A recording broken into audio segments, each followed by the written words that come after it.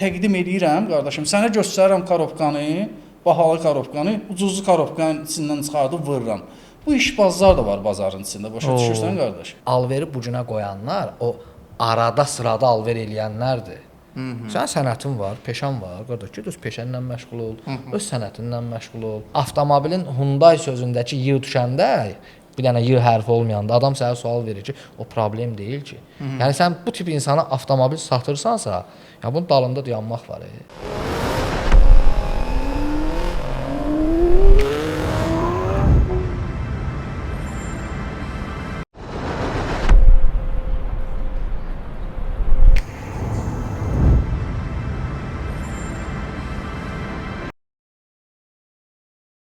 Dəyərli izləyicilərimiz, Avtomix Live efirini izləyirsiniz. Hər birinizi salamlayırıq və bugün iki dəyərli dostumuz, iki peşəkar şəxs buradadır ki, mən onları istəyirəm sizə təqdim edim. Avtomobil ümumiyyətlə gövdəsi ilə bağlı, dəmirçi işi, rəngsaz işi, plyonka çəkilməyi, keramika çəkilməyi, daha sonra avtomobilin alqı-satqısında onun yoxlanılması məsələsi, çünki biz gövdəyə çox önəm veririk və bu işi peşəkar səviyyədə görən CarPoint Avtoservisin baş ustası Davud usta buradadır. Davud usta, xoş gəlmisiniz. Xoş gördük. Necəsiniz? Sağ olun, mən yaxşıyam, siz yaxşı olun inşallah ki. Və dəyərli dostlar, avtomobil alqı-satqısı ilə bağlı hər gün bu adam avtomobil alır, hər gün avtomobil satır. Procars avtosalonunun üzvü, özəl dostumuz buradadır. Rəhbəri deyim, yoxsa üzvü deyim? Nümayəndəsi desəm bəs. Nümayəndəsi deyim, bəs. Nümayəndəsi özəl dostumuz buradadır. Onsa bunları kəsməyəcəm, hamısı da gedəcək də. Rəhbər də görsün ki. Çox sağ olun Nur bəy. Mən Davud bəyi də salamlayıram, bütün izləyicilərimizi də salamlayıram. İnşallah çalışarıq ki, qısa müddətdə də olsa izləyicilərimiz üçün faydalı bir yayım eləyək. İnşallah. Özəl başlayaq da onu da, hə. Nədən başlayaq? Bax, belə avtomobil alqı-satqısı ilə məşğul olan şəxssən də. Kimsə gəlir avtomobili yoxlanışa aparır. Gövdə yoxlanışına, gedə bir dəmirçinin yanında, rəngsazın yanında. Bax, orada yaşadığın hansı problemlərlə qarşılaşmısan və yaxud da nə yadında qalıb? Onun bir zəhmət olmasa elə efirin əvvəlindən bizdən bölüş. Bax Elnur bəy, belə bir şey qeyd edeyim ki, biz zaten aldığımız bütün avtomobilləri ilk öncə özümüz həmin yoxlanışlardan keçirdirik. Özünüz baxırsınız. Təbii ki, indi şükür Allaha bir 10 illik təcrübəmiz var. Bəli. Hərəmiz bir tərəfdən baxanda düşünürəm ki, bəs eləyir. Və yaxud da xaricdən gəlmə, Amerikadan ixal olunmuş avtomobillər, Koreyadan ixal olunmuş avtomobillər. Bəli. Təbii ki, indi onların da müəyyən zədələrlə gələni olur, tam sağlam şəkildə gələni olur. Yəni əgər məsələ burada gövdədən gedirsə, avtomobilin kuzovundan gedirsə, yəni biz bunu zaten özümüz belə deyək bilmiş oluruq. Və müəyyən o abrabotka məsələlərindən sonra, sazlama işlərindən sonra avtomobilin yenidən salonda satışını təşkil etdiyimiz belə deyək də dövrdə müştəri zaten bizə sual verəndə ki, qardaş, bu maşının belə deyək harasında nə olub? Hansı detalı dəyişilib, hansı detalı rənglənib. Bəli. Biz bunu müştəriyə özümüz bir mənalı şəkildə, yəni detal bə detal, hətta ehtiyac olduqda aparata qədər var avtosalonda ki, bir-bir yoxlayıb, müştəriyə göstəririk, izah edirik. Yox, əgər bizim göstərdiyimiz, bizim dediyimiz məsələlər müştərini qane etmirsə, bəli, artıq belə deyək, o qərarı buraxırıq müştərinin özünə ki, harda istəyirsiniz, aparın, göstərin, yoxlatdırın. Və burada belə deyim, biz əsasən çalışırıq ki, heç vaxt nə alıcılarla, nə ustalarla problem yaşamayaq, amma yəni bu da mümkün deyil. İnsan faktoru olan yerdə təbii ki, müəyyən dövrlərdə müəyyən problemlər də olur, müəyyən anlaşmazlıqlar da olub. Yəni çalışmışıq ki, bunların hamısı mehribançılıqla belə deyək. Məsələn, belə ustalar var ki, üstündən xərc çəkmisən ki, qardaş, bu dəmirçinin yanına ümumiyyətlə avtomobil aparmayacaq. Bu rəngsazın yanına getməyəcək. İndicə belə deyək də, indi Davud qardaş dəmirçidir. Bəli. Və yaxud da o profil üzrə çalışırlar, fəaliyyət göstərirlər deyə. Bunu bir sahə üzrə aid etməyək. Çünki avtomobil yoxlanışa getdiyi təqdirdə zaten bu belə deyək komple yoxlanılır. Həm dəmirçi, həm malyar, həm elektronikasına baxılır, həm mexanikal hissələrinə baxılır. Məsəl üçün mən usta görmüşəm ki, adam maşının kruzların o yaxşı satılan vaxtlarında kruz ximsiskada çıxıb, belə deyək, kimyəvi təmizləmədən çıxıb. O bagajının kavraliti Davud abi nəm qalıb. Adam bagajı açıb, belə baxıb, əlin vurub kavralitə deyib ki, bu maşın suda qalıb. Üzr istəyirəm. İndi gəl bu adama bunu izah elə ki, qardaş, sən bunu necə mənə sübut eləyə bilərsən? Necə mənə izah eləyə bilərsən? Və düşünək ki, müştəri də ümumiyyətlə bu sahədən anlayışı olmayan, ümumiyyətlə avtomobillə bağlı heç bir belə deyək də fikir yürüdə bilməyən bir şəxsdirsə, bu artıq onun üçün bilirsiniz nə deməkdir? Yəni o bir mənalı şəkildə üzünü çöndərib getməlidir. Hə, inanmayacaq. Ki usta dedi ki, bu maşın suda qalıb. Bəli. Adama izah edirsən ki, qardaş, VIN kod var, hər şey qeyd olunub, bəs maşın ximçisi olunub filan, bəs məkan. Hə, ondan sonra ya gərək dava eləyəsən, ya da ki, bu işi görməyəsən. Bax, məsələ budur. Tək yəni bu məsələ deyil, yəni dəfələrlə bu şeylər bizim başımıza gəlib. Mən qeyd eləmək istəyirəm ki, çox yaxşı ustalarımız da var. Bəli. Çox yaxşı servislərimiz də var. Təbii ki, bilirəm, at çəkmək olmaz.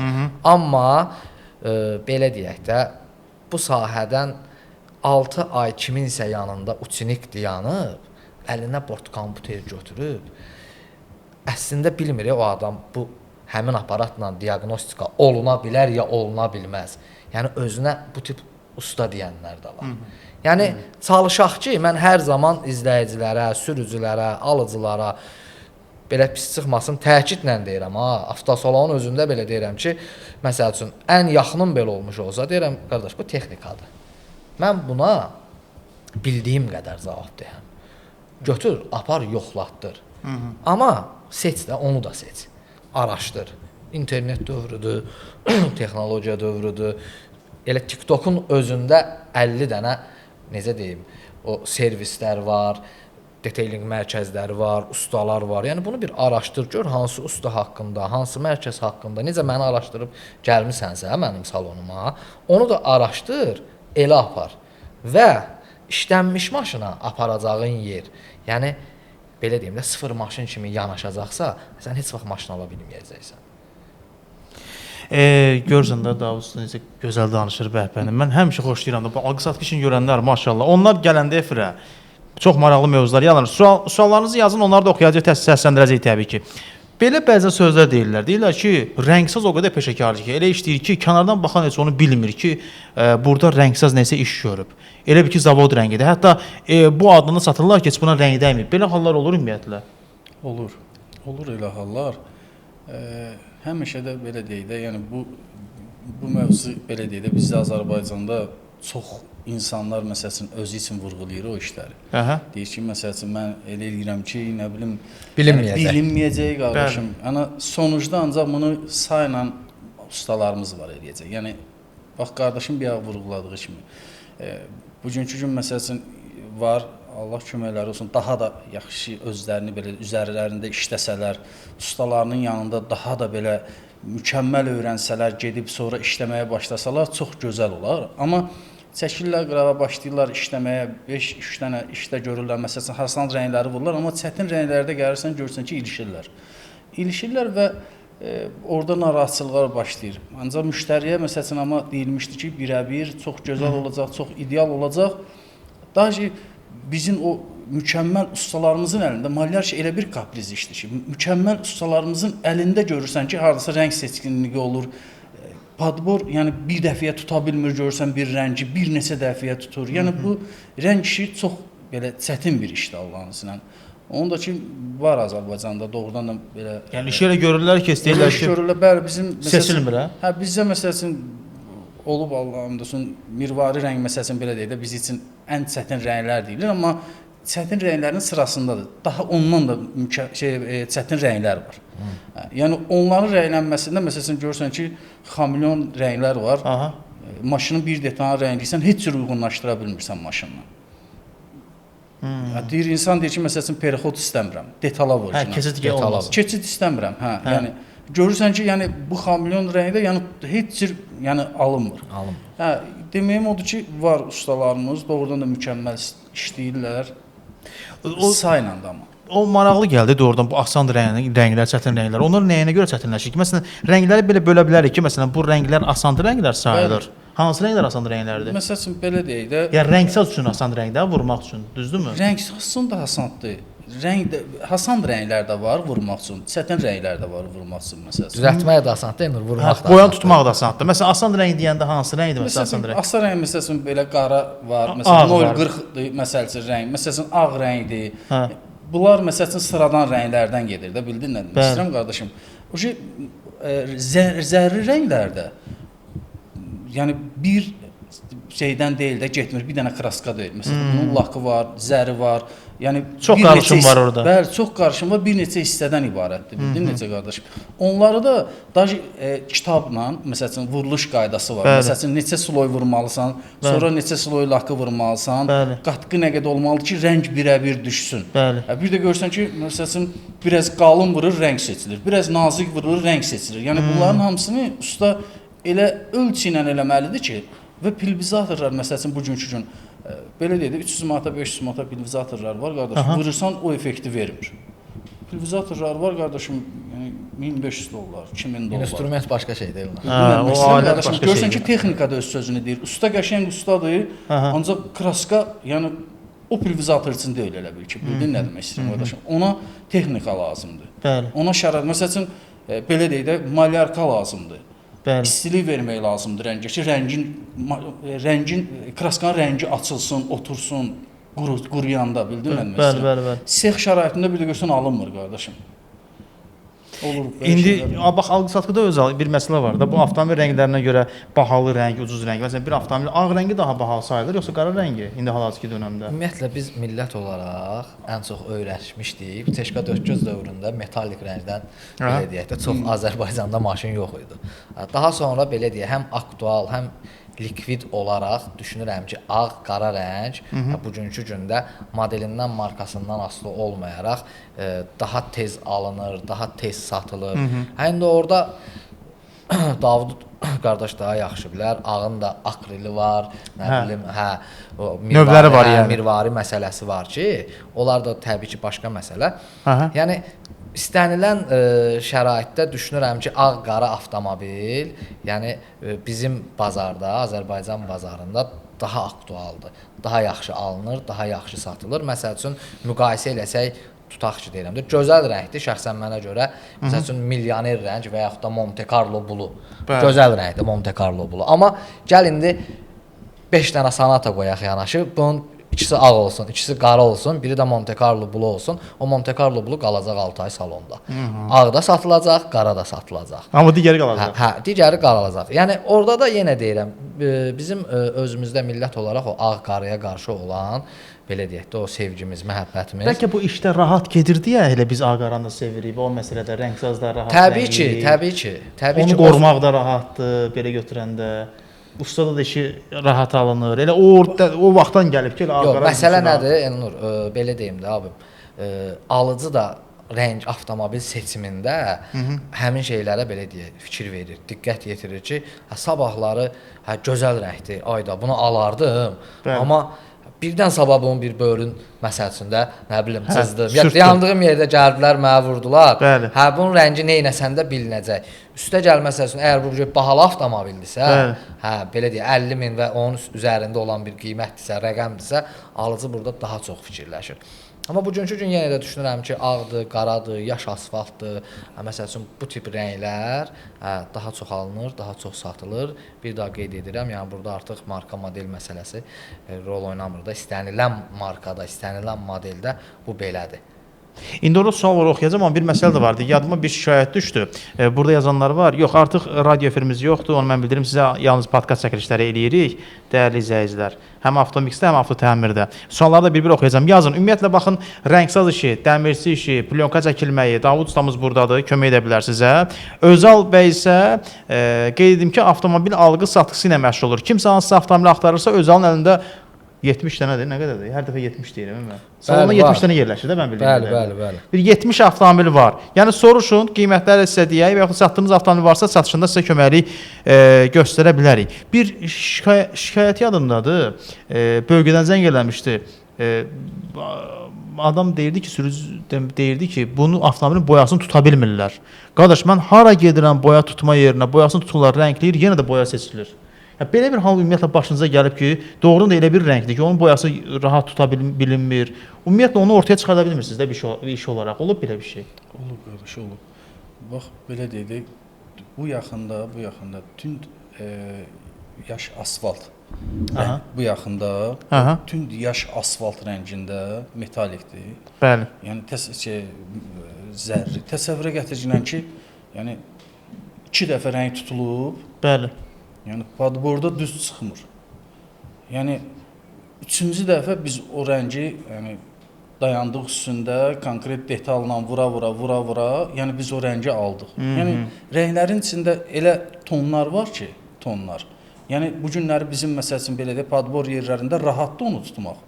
Məsələn o tonda rəng məsəl üçün tutmayıb, hindi gəlir. Onun üzərində həmin adam özü tutan, rəng tutan insan özü çalışmalıdır ki, bir vaxt. Bəli. Ki o rahat olsun onun üçün tutmaq. Bildin nə demək istəyirəm? Məsəl üçün o boya tutulan yerlərdə də mövzu bilirsən nədir qardaşım? Məsəl üçün Bakıda bir deyək 300 dənə servis var. Hər kəs öz krişkasını götürür. Belə deyək 50 dənə də boya tutulan yer var. Bəli. Hər kəs aparıb verir ki, kraska götürsün. Bəli. Yəni o sənin rəngin üstündə məsəl üçün bir 5-6 saatını sərf etmir. Tez bazar. Yəni çünki yəni onun işi elə hər 100 qram üzərində bir 5 saat sərf eləməyəcək ki, sərf etsə bəs nə olar? Yəni o iş görə bilməz ki. Ona görə qardaş standart bir dənə çıxartdı, qoydu ora. Amma sən gətirib vurursan görürsən ki, yox o deyil. O rəng deyil. O rəng deyil qardaş. Təzədən bir də gedirsən üstünə, düzdür. Yəni o səndən ödəniş də almasanca sən vaxt itkisi, müştərinin yanında məsəl üçün müştəri rəng tutanı tanımır qardaşım. Müştəri səni tanıyır rəngsiz olaraq, servis olaraq səni tanıyır ki, qardaş sənə maşın vermişəm. Bu rəngi düz vura bilməmsən sən. Demir ha, məsəl üçün padbor düz tutmayıb. Yəni kraska tutan düz tutmayıb. Deyir ki, sən düz vurmamısan rəngi, bu düz deyil bu rəng. Məsuliyyət rəngsazın üzərində. Məsuliyyət rəngsazın üzərindədir. Bəli, servisin üzərindədir. Bəli. Burada yazan var ki, deməli Özəl bəyə sualım var. Ən rahat satılan maşın və ən çətin satılan maşın hansı modellərdir? Bu çox geniş sualdır. Ondan danışsam gərək sənə görə bax günü bu gün ən rahat satılan maşın hansıdır? Daim müştərisi var. Elnur bəy, marka model. Bax belə bir şey deyim. Satılmayan maşın yoxdur. Bu bir mənalı belədir. Aha. Hər bir maşının, hər bir avtomobilin öz müştərisi var. Dəfələrlə olub ki, avtosalonda elantralar, nə bilim, məsəl üçün Kialar yan-yana düzülüb, satılmayıb, gec satılıb, ağır satılıb. Onlar satılmaya 4-8 Porsche GTS satırsan, nə bilim, Bentley Coupe satırsan, Jeep Renegade satırsan, 90% adam heç bəlkə bu avtomobilin adını bilmir. Yəni o artıq bir mənalı olaraq satıcının təqdimatından asılıdır. Ən əsas məsələ bugünkü gün belə deyək də bazarın nəbzi, avtomobil alğı satqısının nəbzi budur. Düzdür. Etiraf eləyək ki, sözün əsl mənasında bazarı yaman günə qoyublar. Kimlər? Açıq danışıq, xahiş edirəm. Çox açıq danışacağam. Yəni bazarı yaman günə qoyublar. Yəni bu günləri avtomobil alğı satqısında, yəni elə bir necə deyim, xaotik bir dövr keçiririk ki, yəni mən bu dövrü 10 il ərzində belə deyək də bu vəziyyətdə görməmişdim. Bəli, dövr olub, məsəl üçün Amerikadan gəlmə avtomobillərin necə deyim, kütləvi şəkildə satışı, bunun ardınca Koreyadan gələn avtomobillərin, eyni zamanda daxili bazar zaten hər zaman öz tempində işləyir. Daha sonra Çin avtomobilləri belə deyək, başqa bir dövrü açdı avtomobil alğı satqısı üçün. Yəni bunları model və marka olaraq yenilənmələri, inkişafı qəbul eləmək olar. Bu gözəl bir şeydir. Yəni dəfələrlə demişəm, hər nə qədər almasam da, satmasam da, məsəl üçün Çin avtomobillərinin bugünkü gün Azərbaycanda kifayət qədər sürücüsü var, kifayət qədər satıcısı var. Onların içərisində kifayət qədər dostlarımız var və bu insanların hamısı belə deyim də, vaxtilə belə avtomobil sferasında, bu alğı-satqı sistemində olan insanlar olub və adam profilini dəyişib və yaxud da digər təsir edən bir məqam artıq saysız, hesabsız əlim yandı məsələsidir ki, hə də qardaş, bunu 2 nəfər, 3 nəfər, 5 nəfər eləmişdi, gözəl idi, hamı, Allah hamı xeyrin versin, yəni hamı ruzsun versin, amma artıq bunun da sayının artmağı, bu da avtomobil alğı-satqısına, ümumiyyətlə daxili bazara çox mənfi bir təsir göstərir. Digər tərəfdən özü üçün, şəxsi istifadə üçün insanlar Amerikadan, Avropadan, Çindən, yəni özləri üçün avtomobil gətirənlər yaxşı edirlər. Burada məsələ o demək deyil, kimsə oturub mənə gözləməlidir, mən bunu gətirməliyəm, üstünə müəyyən bir məbləğ qoyub satmalıyam. İnsanın şəxsi fikri var, şəxsi büdcəsi var. Bunları da dəstəkləyirəm. Bəli. Mənim dəstəkləmədiyim Aha. tərəflər nədir? Bəs sualı belə Əsas versən. məsələ, hə, gəl. Hə, sualı belə versən. Hə. Belə deyim də, yəni avtomobil biznesi, Bəli. avtomobil sahəsi bunu alıb satmaqdan ötürü, Elnur, birinci bundan başın çıxmalıdır. Sən o təcrübən olmalıdır. Sən bilməlisən ki, mən Prado satıramsa və yaxud da alıramsa bunun nəyinə baxmalıyam. Mən Sonata alıramsa və yaxud da satıramsa bunun nəyinə fikir verməliyəm. Hyundai'ın belə deyək başqa kaprizi var, Kia'nın başqa kaprizi var. Nə bilim, VAK qrupdan hər hansı bir avtomobilin alğı prosesində nəyinə fikir verməliyəm, satqı prosesində müştəriyə nəyi təkidlə bildirməliyəm ki, bax qardaş, bu şeylər olunub bu maşına və yaxud da adi F10, F30. Bu günləri F10-u paylaşırsan, F30-u paylaşırsan, birinci sual olur ki, sep başmağı dəyişilib yoxsa yox. Yəni bundan əgər sənin başın çıxmayacaqsa, sən bu sahəni, bu sferanı yaman günə qoyacaqsan.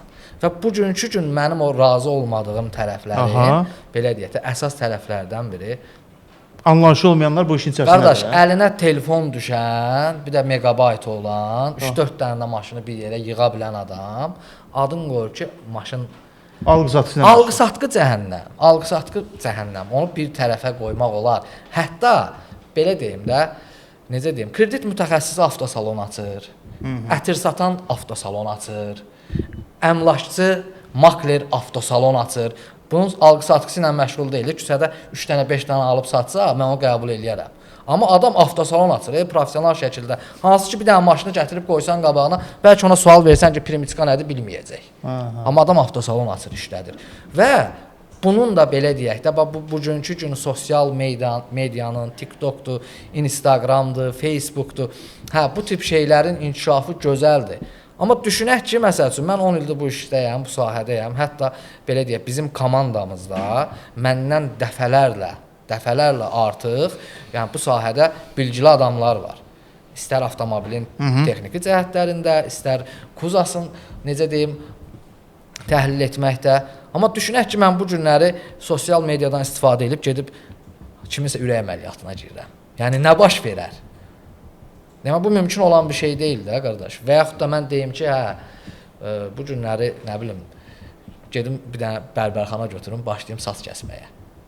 Amma alqı-satqı indi sən elə məsələlərlə müqayisə elədin ki, bilsən nə, o bəzi işlər bacarıq tələb eləyir, nə tərəfdən? Məsələn, bərbər olmaq hər adam bərbər ola bilməzdi. O bir istedad olmalıdır. Saç qırxmaq üçün adam bilməlidir. Məsələn, hər adam tutaq ki, deyirəm, indi Davudsa da burdadır ki, o hər adam gedib rəngsiz ola bilməz də. İndi var ya, megabayt. Məsələn, mən sənə bir dənə belə bir sual verim də. Mən sənə bir dənə belə bir sual. Olmaq üçün əslində o bilmir o sahəni. Bir dənə əzbərlədiyi marka modeli, ilini, maşını bilmək lazımdır. Əgər bir maşın satan Krıla ilə təkərin arasında oradakı o Porsche-nin səsini hiss eləmirsə, bilmirsə, o motorun o səsini hiss eləyə bilmirsə, qardaş, o adam maşın satmamalıdır. Və bugünkü gün o deyirlər, alverçilər, nə bilim, belə pis maşın satdı, alverçilər belə oldu, alverçilər elə oldu. O 90%, həmin o tip. Yəni, bu sahədən uzaq, belə deyim də, mən reklam işi ilə məşğul olan adam tanıyıram ki, bugünkü gün Amerikadan maşın vurur, gətirir. Hə, mənə deyir ki, məsələn, keçən bazar filan markadan 4 dənəsini satmışam bazarda. İnandırım sənə ki, yəni bu adamın o maşının, məsəl üçün deyirəm, mən bu günləri bazarda likvid olan Equinox modelinin, tutaq ki, deyirəm, 4 çəkənindən nə qədər yağ gedir, 2 çəkənindən nə qədər yağ gedir, nə bilim, 4 çəkəni ilə 2 çəkəninin opji avtomobilin çəkisində, bütöv çəkisində nə qədər fərqi var. Buna niyə 1.5 belə deyək, mühərrikinə niyə 92-ni tökmək olar, 2 mühərrikinə niyə 95-i tökmək mütləqdir. Yəni, mən bu şeylərin hamısını, qardaş, belə deyim də, yəni işləyə, özüm araşdıra, təbii ki, öyrənmişəm, mənlə bərabər də bütün komandamız. Amma o insan üçün o maraqlı deyil. Adamın evdə yatmış bir 100 min pulu var, vurub Amerikadan 4 dənə, 5 dənə maşın gəlir, çatır bura, məsəl üçün deyirəm, hansısa bir servislə mi, kimlənsə mi danışır, deyirəm, bunu elə ki, mən çıxardım, satım. Bəli. Və çıxardır, satır. Və bugünkü gün onun çıxardıb satdığı avtomobil mənim, belə deyək, bütün sazlama işlərindən, keçən avtomobilimdən 2000 manat ucuz olanda, 2000 manat ucuz olanda, adamlar da düşünür ki, bu modelin, bu markanın qiyməti elə budur. Amma hansı ki, onu 2000 ucuz alan insan 6-7 ayın içərisində dərk edir ki, deyir ya, çaş bunu 2000 bahalaydım, amma daha yaxşı. Bu əziyyətləri görməzdim. Daha yaxşısını alaydım. Bax məsələ budur. İndi sual var, bax orada Equinox deyir 92-dən işləyir, 95-dən ardında yazır Chevrolet, Orlando və Equinox. Amma mühərrik yazmayıb da bizə hansı mühərrikdə söhbət gedir? Söhbət belə deyim, 1.5 mühərriklər əgər Equinox-dan söhbət gedirsə, qardaş, bunun kitabı bir mənalı olaraq qeyd eləyir. Yəni belə deyək, 87 ay Amerikadakı aktandan danışıram mən. Bu da bizim benzinlə 92-yə bərabərdir. Sadəcə olaraq indi belə deyək də açığı keyfiyyət məsələsi var ki, məsəl üçün əslində lap onların mühərrik yağları 0.20 yağları, yəni zavod kitabçası onu tələb etsə belə də bugünkü gün ölkəyə gələn avtomobillərin 120 min, nə bilim 150 min, 130 min yürüşdə olduqlarını nəzərə alsaq, yəni biz onu bir motoristlərlə də, mühərrik ustaları ilə də, yağ mütəxəssisləri ilə də necə deyim, bir məsləhət eləyib ortaq məxrəcə gəlmişik ki, qardaş, buna 0.20 yox, 5.30 töksək daha keyfiyyətli olar. Baxmayaraq ki, kitabı 0.20 yazır. Və yaxud da baxmayaraq ki, bunu qarşıdırlar ha, ekspertlər ümumiyyətlə qarşıdırlar. O yağ zavod tələbini yürüşə görə dəyişmək olmaz. O elə həmin yürüş, həmin qatlığa tökülməlidir. Bəs indi bax onu da biz təcrübədən keçirtmişik ki, məsələn 0.20-dən istifadə olunub bir yağ dəyişmədən sonra müəyyən azalmalar olub, yəni bu şeylər də olub. Yəni ona görə siz qatlığı artırmaqdan əslində ona zaman qazandırırsınız da, o var da. Qatı yağ daha az azalır. O yağ məsələn 5.30, 5.40 sonra zamanla 10.40-a keçir. O sadəcə bilməlidir ki, artıq mühərrikdə problem başlayır. Yox, bax orada belə deyək də indi mühərrikin daxili sistemindəki sıxlıq da var. Bütün o detallar arasında hesablanıb. Onlar hamısı hesablanıb. Belə deyək, normalda 0.20 yağı belə deyək də əslində məsələn Equinox-un daha kitabının qeyd etdiyi yağı da belə deyək. Sadəcə olaraq yenə deyirəm, mühərrik ustaları, yağ mütəxəssisləri, baxıb belə bir rəy bildirirlər də. Belə bir rəy bildirirlər ki, bundan istifadə olunsa daha yaxşı olar. 92-95 məsələsi də Elnur bəy. Demək olar ki, elə eyni dilemma məsələsidir də. Yəni bugünkü gün mən ona görə çox vaxt alıcılara izah eləyirəm ki, qardaş, sən buna 50 manatlıq 92-də töksən, 50 manatlıq 95-də töksən, bu sonunuzda sənə eyni kilometrajı verəcək. Onu elə 95 töksün. Onu elə 95 tökün. Yəni nədir burada məsələ? 92-nin həcmi çox olacaq, ona görə kilometraj artıq olacaq, 95-in yanıcılıq belə deyək qabiliyyəti çox olacaq, ona görə artıq kilometraj verəcək və sonunuzda bu zaten bərabər olacaq. İzləyicilər, hər birinizi salamlayırıq. Oxuyacağım Porsche Cayenne-də Partpreslə bağlı yazan avtotəmir.az saytına daxil olun, orada tapın Partpres ustasını. Sonra bugün burada Özal dostumuz buradadır. Avtomobil algı satqısı ilə məşğul olur. Porsche Cayenne soruşacağım. Sonra Davud ustamız buradadır. Baxın, dəmirçi ehtiyac ola bilər dəmirçiyə. Rəngsaz, sonra keramika çəkilməsi, plyonka çəkilməsi, yəni gövdəyə qulluq ümumiyyətlə. Nə sualınız varsa Davud usta sənətkarımız buradadır. Suallarınızı yönləndirin, mən də onları səsləndirim. Bir məsələ Özal qeyd elədi bayaq ki, servis aparı deyir ki, bunu bir tər elə mən çıxardım, satım. Sizə gəlir belə alversilər ki, Davud usta, bunu bir dənə bir tər elə mən bunu satışa çıxardım da. Alversilərlə ümumiyyətlə necədir aranız? Adlarını çəkə bilərsən, rahat. Qardaş danışdı bazı. Mən məsəl üçün qardaş deyir, məsəl üçün maşından anlayışı olmalıdır, doğrudur. Yəni mütləq şəkildə bir işlə məşğulsansa, o işdən sənin yəni yetər qədər anlayışın olmalıdır ki, sən təqdim etdiyin şeyi biləsən nə təqdim edirsən. Bizim işdə də elədir. Amma mən məsəl üçün maşından yetər qədər anlayışım olsa belə, mən ancaq alver bilmirəm. Mən maşını alveri bilmirəm. Niyə? Çünki o başqa bir, yəni mən yoxlamısan heç bir dəfə yoxlamısan Davud usta? Yoxlamışam, inan ki, mən çox vaxt ziyan eləmişəm. Necə baş verir bu? Qardaş, bu Amerikadan maşın gətirmişəm, qardaş, ziyan eləmişəm. Yəni bir dəfə təsəvvür 8 ay maşında pul yatızdırdıq, qardaş, $500 pul götürdük. Təsəvvür edin, 8 ay pul yatızdırdıq. İndicə kimi yadımdadır, $33.000 pul qoyduq, təsəvvürə gətir. Bir yoldaş vardı onunla. Yəni yatızdırdıq, qardaş, 8 aydan sonra satdıq $500. Yəni biz bacarmadıq. Yəni alver doğrudan da o sahənin insanı tamam başqadır da. Yəni onların belə iş üsulları var. Onu elə bir öyrənmək lazımdır. Onun başı çıxmaqla deyil. İnsan ola bilər maşından yaxşı başı çıxsın, ancaq alver eləyə bilməz məsəl üçün. Mən belə görmüşəm. İllərdir məsəl üçün mən məsəl üçün bir maşın düzəltdim, aldım əzi idi. Düzəltdim, qoydum satışa, qardaş. Bizim bir menecer dostumuz var, tanıyırsan. Bəs onun yanında mənə zəng gəldi. Dedi ki, qardaş, bəs maşında nə kimi problemi? Başladım maşın problemlərini saymağa. Dedim, airbag açılıb, bəs şitdə, bəs rulda düzəltdirmişəm, belə eləmişəm. Bu da mənə qıraqdan belə eləyir ki, demə. Deyəm da, nə edirsən sən, bəs nə edirsən, sən o maşını kim alar səndən? Nəsə danışdım, qutardım qardaşa, bütün izahları verdim maşın barəsində. Nə dedi? Qardaş ünvanı atdım ona. Bu mənə indi deyir ki, bizim yoldaş deyir ki, indi inşallah baxacaq deyəcək. Dedi ki, bəs sən belə maşını sata bilməzsən, qardaş kim olar səndən? Başlamısan maşının o qədər pis yerindən danışdın sən bəs maşını. Deyirəm, mən soruşuraq, mən onu deməliyəm. Nətər gizlədim onu? Hədə nə var deyəcək. Vallahi həmin adam gəldi aldı maşını. Ay sağ ol. Yəni bilirsən nə demək istəyirəm? Bu bir qismətdə həm də var. Orada yəni ki, əgər alacaqsa alacaq bunu. İnsana doğrunu desin, alacaq, başa düşdün nə demək istəyirəm. Orada da biraz yəni tamam başqa bir siyasətdir də. Yəni o maşın siyasəti də başqa bir siyasətdir doğrudan da. Yəni alver deyərkən ticarət belə ticarətin öz qaydaları var da. Yəni hər ticarətin öz qaydaları olduğu kimi maşın ticarətinin də öz qaydaları var. Məsələn bizim servisin qabağında da bizim bir yaxın bir yoldaş var. Məsələn Nur Avto məsələn. O alqı-satqı eləyir. Alqı-satqı eləyir, qardaş. Yəni görürsən ki, insanın işi tamam başqadır da. Yəni alqı-satqı tamam başqa bir sənətdir. Məmməd dostumuzdur, Məmməd yaxın dostumuzdur. Yəni qardaş baxıram, mən görürəm ki, yox da bu mənim işim deyil. Mənim işim servis işidir, qardaş. Mən ona görə də ondan sonra dedim da maşın satmayacağam. Ondan sonra öz maşınım sızsına. Dəmir döymə. Mən öz işimlə məşğul olum, bəli. İndi yaxşı alverçilərlə münasibət necədir? Ara necədir ümumiyyətlə? Alınır ünsiyyət. Razı qalırsan? Sözün açığı mən bu günləri məsələn var alverçilər gəlirlər, məsələn bilirlər mənim iş qaydamı da bilirlər. Məsələn mənə o sinif alverçilər var indi o qardaşım vurğuladığı kimi hansı ki işim bilmirəm o gəlib deyir bunu bir dənə belə elə mən satacağam. O sinif adamlarından yox, iş belə fəaliyyətim yoxdur. Kateqoriki yoxdur. Ancaq gəlib maşının gəlib deyir qardaş mən səndən maşın təhvil götürəcəm, amma mənim maşınımı ideal düzəld ver. O insanlarla bu gün də təmasdayam, işləyirəm də işlərimdə təhvil verirəm, bəli.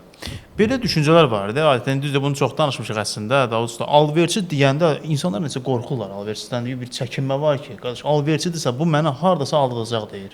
Mövzu odur da qardaş bax o insanlar ki girib ortaya qardaş. Girib ortaya məsələn normal alverin eləyənin də adı eyni yerdə çəkilir. Bəli. Yəni normal alver eləyənin də adı eyni yerdə çəkilir. Ona görə insanlar ayırd eləyə bilmir. Başa düşürsən necə? Hansı yaxşı düzgün işləyir? Əsl alverçi Nur aldatmaz. Əgər o insan həqiqətən işinin asıdırsa, həqiqətən söhbət burada təkcə avtomobil alverindən getmir. İstənilən bir sahəni nəzərdən keçirsək, sadəcə olaraq indi biz eyni sferadayıq deyə yaxın peşələrdən misal çəkmək lazımdır. Yaxşı dəmirçi də var, pis dəmirçi də var. Yaxşı malyar da var, pis malyar da var. Yaxşı elektrik də var, pis elektrik də var. Qardaş, yaxşı alverçi də var, pis alverçi də var. Amma say etibarına yaxşı alverçi nə qədərdir, pis alverçi nə qədərdir? İndi onu qeyd edeyim və alverçi olmayıb, özünə alverçi deyənlər də var. Yəni burada məsələ həqiqətən çox qarışıqdır. Kimsə 2 dənə avtomobil alıb satıb özünə alverçi deyirsə, bu adam alverçi deyil. Mümkün deyil. Ondan alverçi olmaz. İndi bəxti gətirib qonşu görüb gözünün qabağında bir dənə məsəl üçün deyirəm 98-in çeşkasını deyir, buna bir 7.000 verən olsaydı verərdim. O da deyib ki, Allah. Çıxardıb özü bazarda onu 9.000-ə satıb. Diş batdı qana. Bax burada diş qatdı. Batdı qana ki 2000. Bu özü də 800 manat maaşa işləyir də hardasa. Başa düşürsən. Amma bir gücdə 2000 qazanır. Qaqam bir sən eləyir, axtarır, çeşka axtarır. 98-in 200 kompresor çeşkasını axtarır adam. 6 ayda axtarır ki, bir dənə də alım satım. Yəni biz sən burada, qardaş, işlə, istənilən bir işlə peşəkar məşğul olmaq var. Həvəskar məşğul olmaq var. Bir də belə də arada sırada. Mənim bir dənə çıxışım var idi. Dedim ki, orada, yəni alveri bu günə qoyanlar o arada sırada alver eləyənlərdir. Sən sənətin var, peşən var, qardaş, ki, öz peşənlə məşğul ol, öz sənətinlə məşğul ol. Yəni qoy bunu da özünə peşəkar, necə deyim, bunu həqiqətən özünə sənət seçən. Mən özüm ali təhsilli iqtisadçıyam, Narkoz Universitetini qurtarmışam. Həyatdır, qismətdir, tale ilə gətirib qardaş.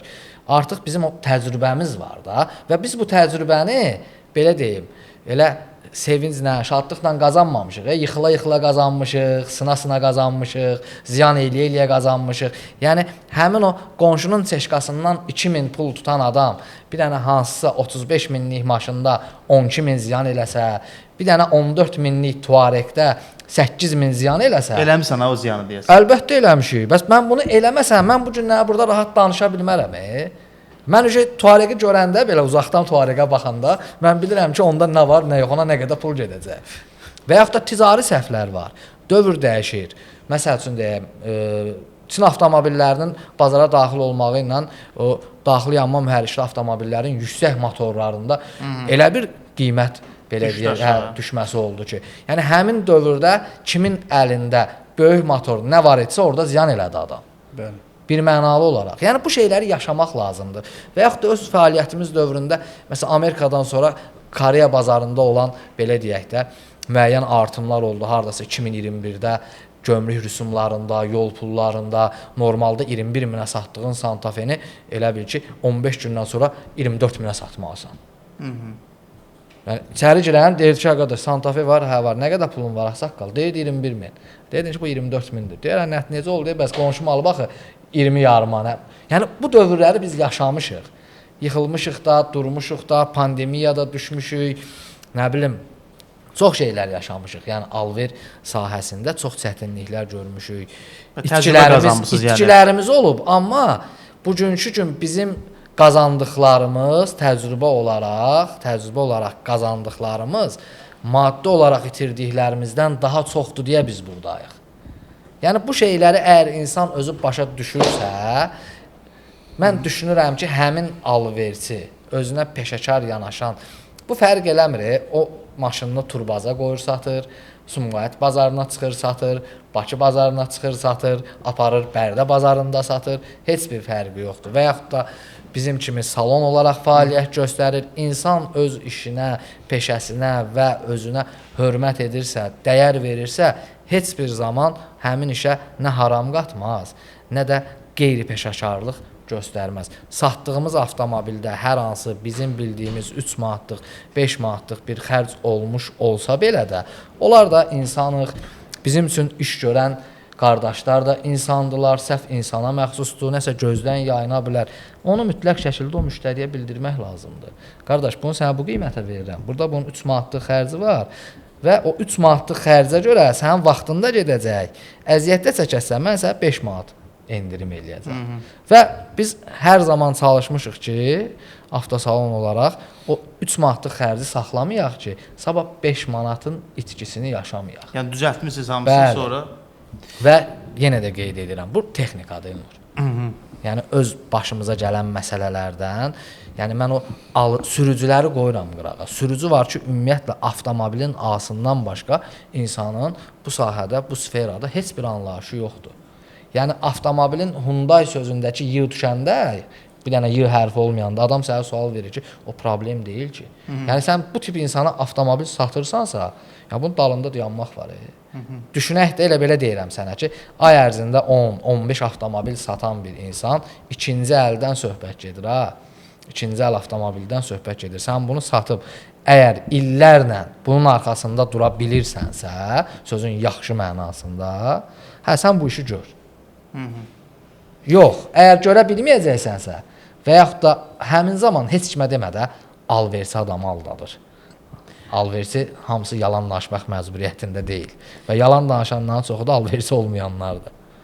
Porsche Cayenne S 2010-cu il maşınım var. Mühərrik sürətlər qutusu problemsizdir. Sep başmaqda dəyişib neçəyə alarsınız deyə bax belə bir sual gəlir. Baxmaq lazımdır. Bir mənalı şəkildə. Baxmamış ona qiymət deyə bilmərik. Hə, bu Porsche-dir. Buna baxmamış. Amma mənim nömrəmi Nur qeyd elə, mənim üçün maraqlıdır avtomobil. İndi Porsche Cayenne satan şəxs burdadır yoxsa yox? Bir dənə yazsın da bizə. Nissan Tiida 2007 1.6 mühərrik servis. Necə maşında almağa dəyərmi deyə bax belə bir sual var. Olar, niyə də yox? Sonra Tiida ilə bağlı dedik ki, olar da, düzdürmü? Bəli, bəli. Orada yazıblar ki, olar. Yazın, suallarınızı yazın. Amerika maşınlarının elektronikası çoxdur deyə burada sonra yazanlar var. Equinox yoxsa nə yazmışsınız? Terrain? Terrain. Hə, Terrain GMC yazmışsınız. Terrain. GMC. Ha, doğrudan bu GMC GMC ilə Equinox'un arasında da Deyirlər ki, İndi gövdə fərqi qalıb. var. Hə, indi qalıblar. Bir 5 aydan sonra Terrain-də ən azı Equinox qədər olacaq Azərbaycanda. Artacaq yəni sayılar. Hə, İndi artacaq. ucuz qiymətə gəlir də bildiyim qədərilə. Elə də- Əslində ucuz qiymətdə Elnur bəy. Bax məsələ nədir? Bəli. 6 ay bundan qabaq, 7 ay bundan qabaq, bir il əslində məsələn o Equinox modellərini biz 4 ildir, 5 ildir gətirirdik. Yəni belə deyək də 5 ədəd olaraq gətirirdik də. Bəli. Yəni son partiyalarda oldu biraz çox gətirdik. Bəli. Bugünkü gün bu avtomobil bazarda o dərəcədə aktuallaşıb ki. Bəli. Yəni normalda 1 il bundan qabaq auksiondan 2000 dollara aldığın avtomobili, hansı ki bilirsən də zədə nədir, nəm qabaq bufer zədəsi, bir krıla zədəsi, bu günləri girib 3500 dollara ala bilmirsən. Çünki yüklənib, belə deyim. Artıq alıcılar da görürlər ki, bahadır. Fikirləşir ki, 25 minə məsəl üçün Chevrolet'in Equinox modelindənsə, bu 27 minə GMC-in Terrain-i gətirib. Motor eynidir demək olar ki, korobka eynidir, hətta mənim qapıların ruçkalarına qədər eynidir. Fərqli təbii ki, başqa şeylər var və çöl video olaraq başqa şeydir. Və məsəl üçün bu günləri Terrain-in ehtiyat hissələri Equinox-a baxanda daha bahadır və o da qıtlıq səbəbindəndir. Təbii ki, artandan sonra yenə də vaxt var idi belə deyim də Malibu'nun qranatı 600 manat idi. İndi hamısını bir yerə yığanda 200 manat eləmir. Qısa cavab istəyəcəm. Equinox 1.5-92 benzindən problem olar. Olmaz yəqin ki 1.5. Amma 95 bayaq dedik də. 3 il, 4 il sürənlər tanıyıram ki, heç bir problem yoxdur. Yaxşı yağdan istifadə etmək şərti ilə. Amma yenə də 95 məsləhət görürəm. Zik məhsulundan istifadə edə bilərsiniz. Bax, yaxşı yağ deyəndə yaxşı yağlar çoxdur. Zik məhsulunu biz sizə tövsiyə edirik. 2020 Range Rover almaq daha doğru olar, yoxsa təzə Li7? Maraqlı sualdır. Tağıyev yazır. Onu gərək abi Mamedə verəydi o sualı. Mamedə? Biyağlar Davud qardaş qeyd elədi. Dostumuzdur. Hə, yəni, o satır hə deyəsən, yoxsa? Hə, mən bax özün bax 2020 Range Rover. Davud alqı-satqı adamı deyilsən, sadəcə olaraq, yoxsa Li7? Bir də qardaşım orada Heç şey deyirəm. Range Rover 2020 deməli Range Rover ilə Li7-ni müqayisə edir. Li7 gəlib sizə servisə. Olub. Olub. Lap Çinlilərin ən son model maşınlarını da belə təmir eləmişik. Biz Lincoln var onlarda. Aha. Nə var bir də deyə adı? Lincoln var. Link and Co. Onlar daha heç 1 kilometr belə sürülməmiş maşınlar. Yolda gələndə əzilib məsələn. Dəmir necədir? Bahalı avtomobildir özü.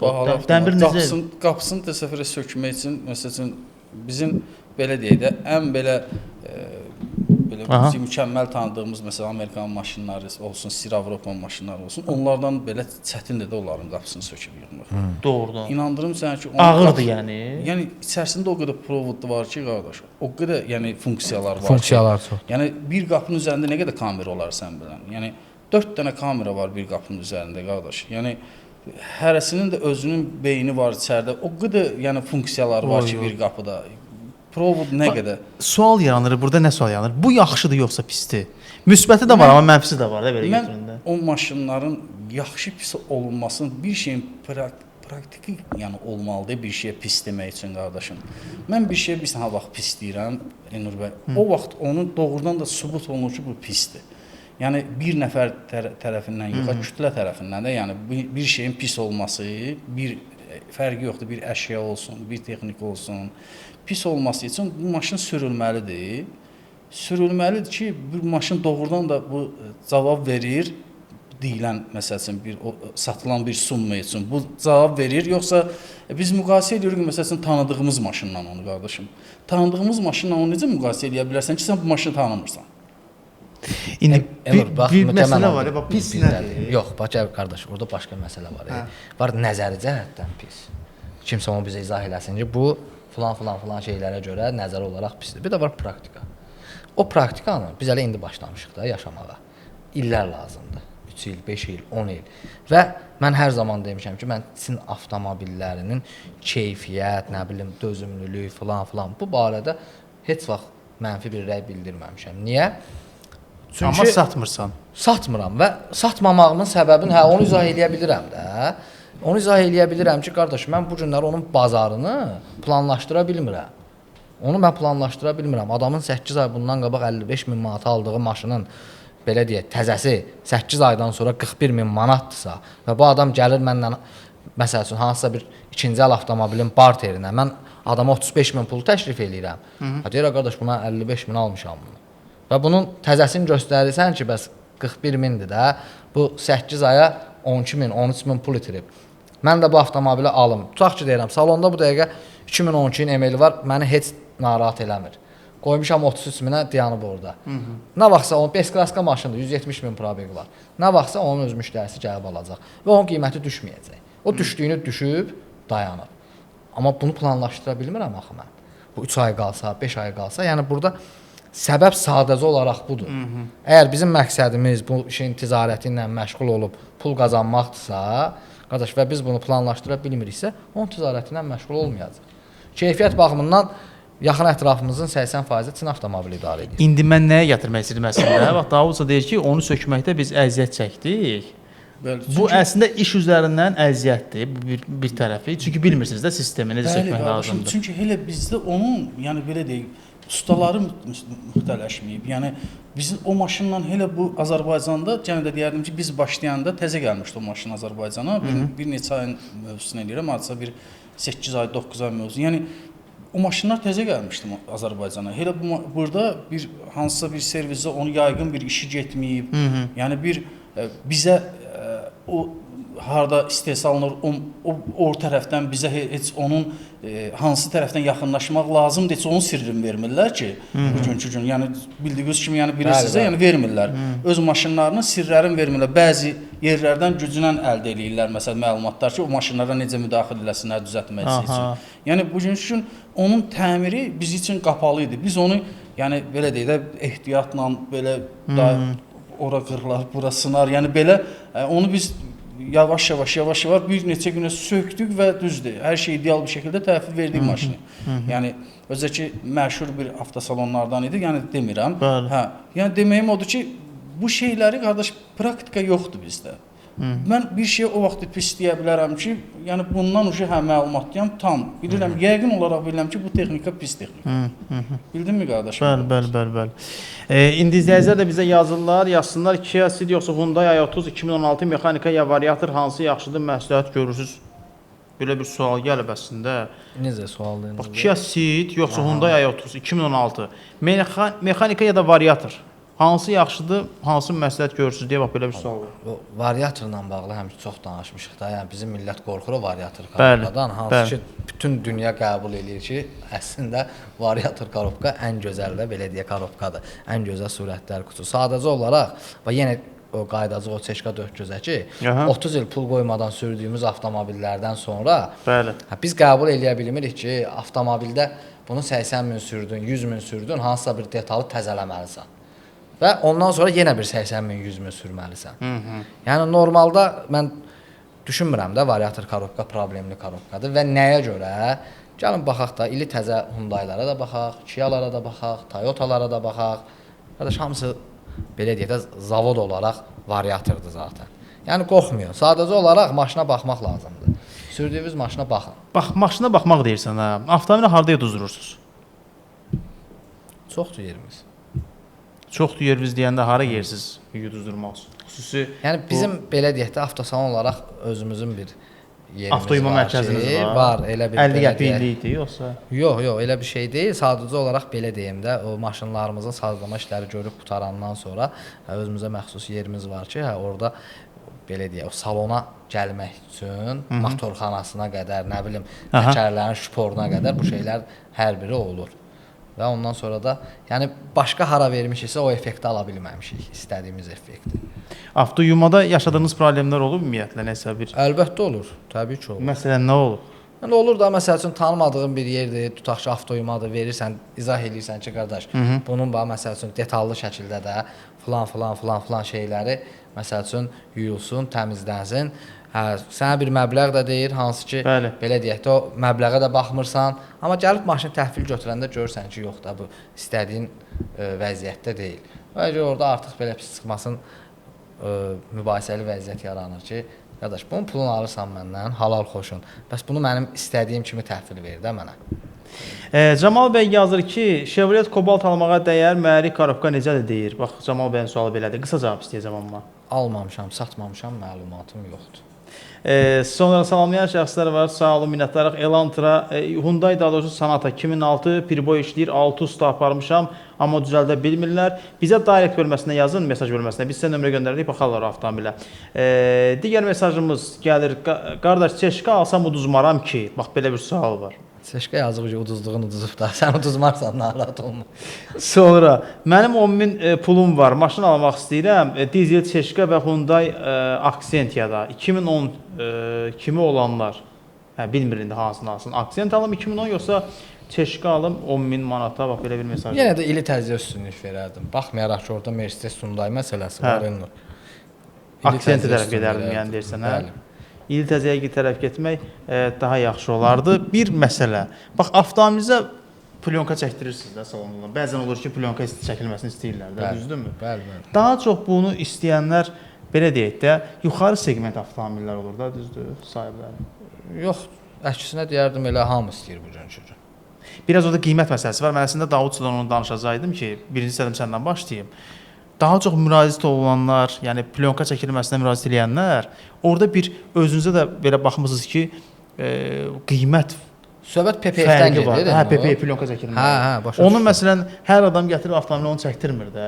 Müəyyən o qiymət aralığı var ki, avtomobilin qiymət aralığı var ki. Ha bu qiymətdən yuxarı olan avtomobil sahibləri plyonkaya müraciət edirlər.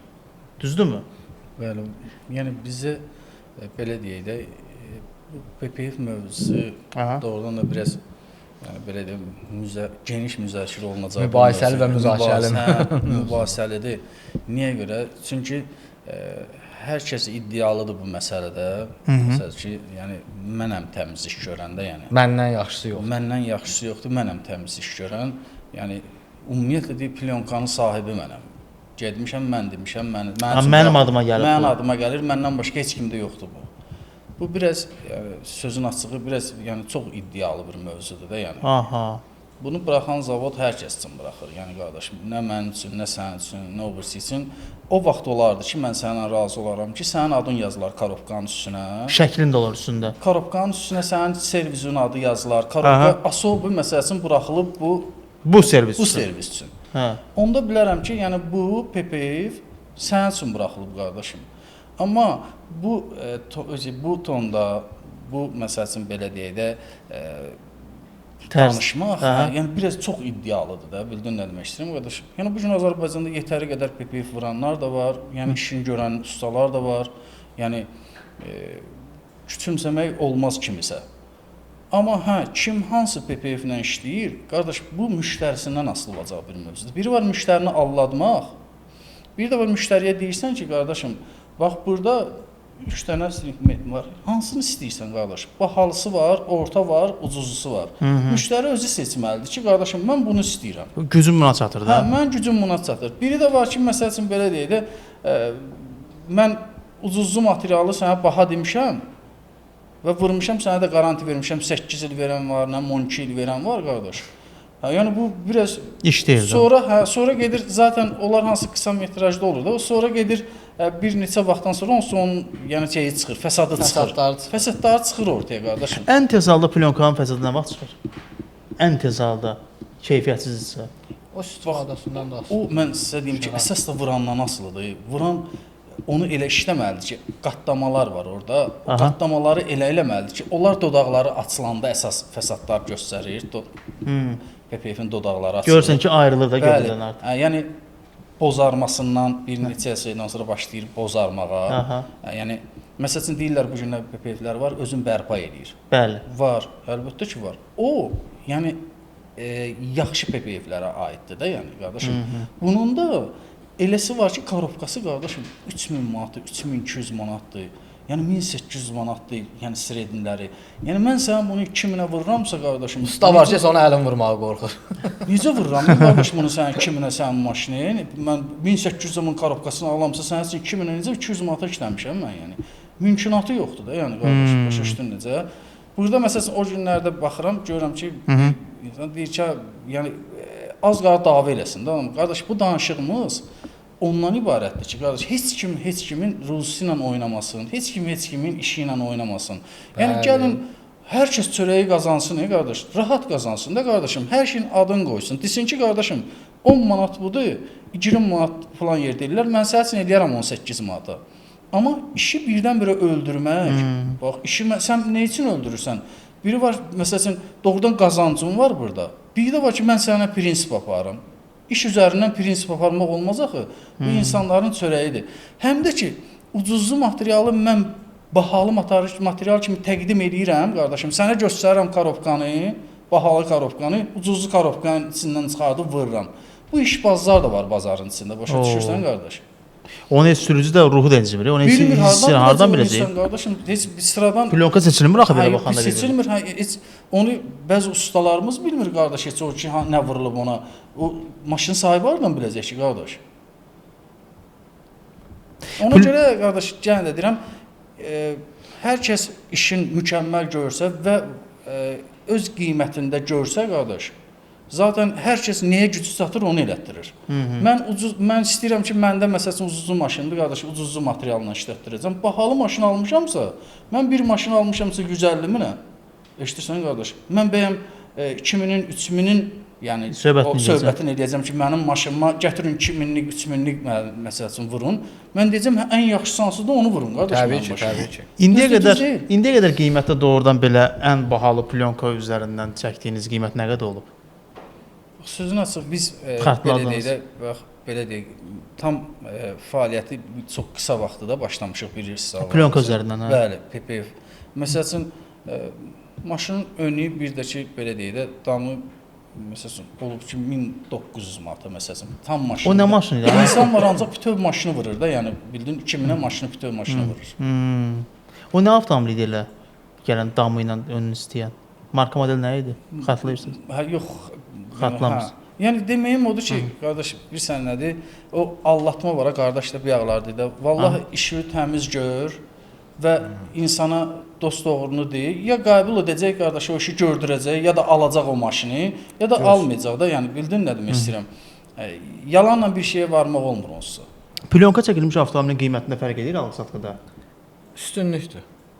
Yox, yəni deyir ki, mən buna plyonka çəkdirmişəm 1500-ə 2000 manata. Bu qiymətdə ona görə belə şir orada qiymət var, belə bir şey olub, belə bir şey. Deməzdim Elnur bəy, deməzdim elə bir şey var. Çünki məsələ nədir? Yenə deyirəm, söhbət ikinci əl avtomobillərindən gedirsə, yəni öz sürdüyün avtomobillə özün üçün nə etmisənsə, özün üçün eləmisən. Və yaxud da bir də görürsən ki, məsəl üçün deyim də, həm 2010 model hansısa bir avtomobili yığırlar 2015-ə, nə bilim 2015-i yığırlar 2020-yə. Hə, insanlar pul xərcləyir bunun üçün, təbii ki.